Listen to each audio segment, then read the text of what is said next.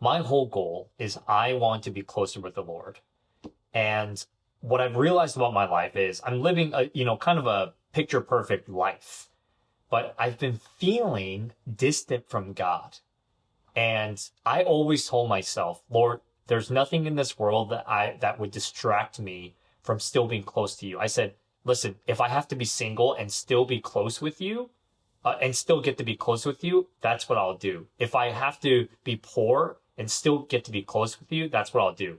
And even if you give me some of those things, I will remain with you.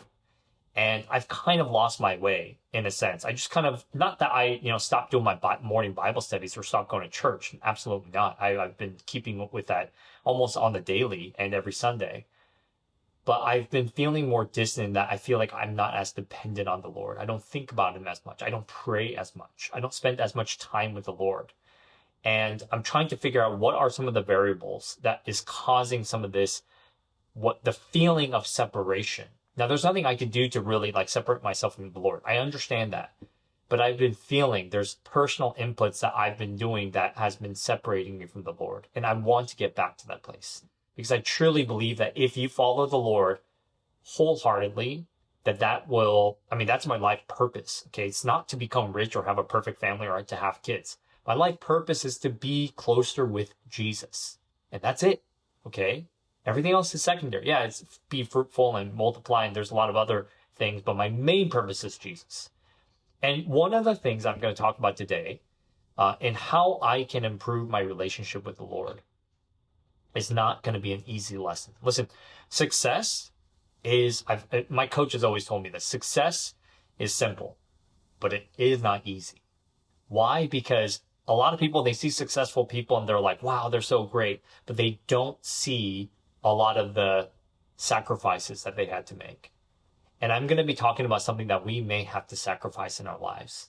These are practical. I like getting practical. I want to talk about practical things that we can do that will improve our relationship with the Lord. I'm going to be talking about friends, the people around us. And I know this is a sensitive topic. I know you probably don't want to hear this, but it's important to surround yourself with the right people, because that is one of the ways, the very powerful ways the enemy gets to you, is through the people around you. Okay? Especially if you're surrounding yourself with the wrong people. Let's get to the Bible here. Now, everyone knows 2 Corinthians 6:14-15. It says, do not be unequally yoked with unbelievers. To kind of break that down, is the yoke image comes from pairing two animals to pull together. Okay? So basically, it warns us against binding yourself in close direction setting partnerships. So this is marriages, this is close, business ties or social situations, like deep friends, right?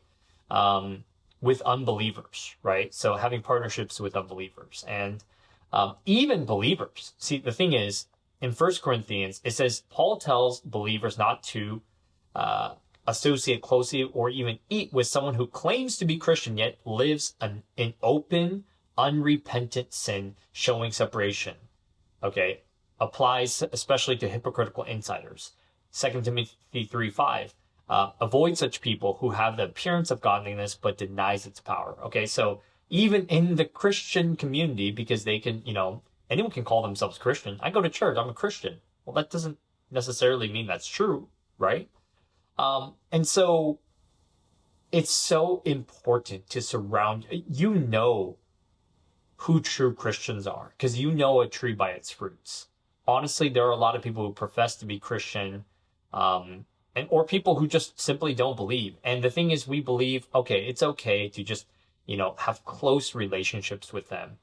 And the reality is, guys, I'm not saying to necessarily cut them off, but you may want to protect yourself in spending too much time with non-believers, because it will affect you. Okay, think about, I've said this many times, but I love this image of hot burning coals. Okay, there's a pile of coals. Okay, they're hot and burning.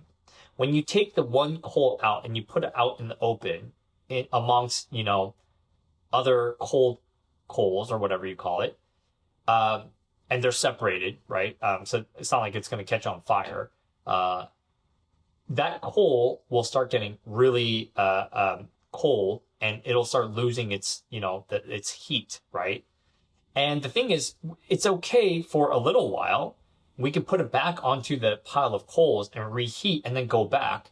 But what a lot of Christians do is we are out there and we're surrounding ourselves with these cold coals constantly, and we are becoming cold ourselves. This is why a lot of us, we kind of lose touch with God, and we stop going to church, or because we're just surrounding ourselves with, non-believers or Christians who aren't really following the Lord. And you're wondering why your spirituality or your Christian walk is not very good. And it's one of the most effective tools of the enemy, is to take you out of the piling hot coals. But there is also a balance of going back into the hot coals, your core group being the hot coals, heating up and then coming out, and then of course trying to ignite the other coals. Because that's actually the gospel. That's what we're supposed to do. That's the goal. But the dynamic is that we're often off the hot coals, and we're often out there and we are cold and we've lost our steam. And so I just want to encourage you guys. I don't want this to be really long. I just want to encourage you guys to make sure that your core group are strong Christians, real Christians that bear strong fruit. Okay. And a tree by its fruit. Real Christians, people who really love the Lord and are following God. Okay.